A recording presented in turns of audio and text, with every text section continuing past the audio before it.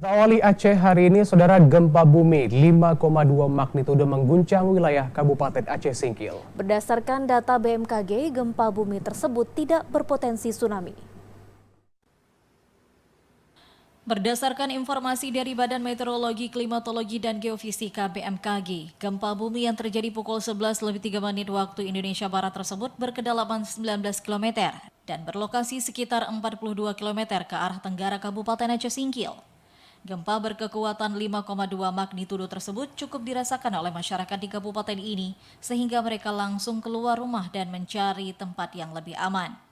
Salah seorang warga, Asmar, mengatakan guncangan gempa terjadi cukup lama dan dirasakan seluruh keluarganya hingga mereka keluar rumah. Terasa gempanya tadi mendadak, terasa lumayan kuat, kemudian agak lama kami otomatis spontan ya keluar, langsung lari keluar dari rumah. Untuk kerusakan di rumah? Hingga saat ini belum ada laporan dari BPBD Aceh Singkil mengenai kerusakan dan korban jiwa akibat gempa bumi. Dari Aceh Singkil, Jakartawan Adi Nugraha, TVRI Aceh melaporkan.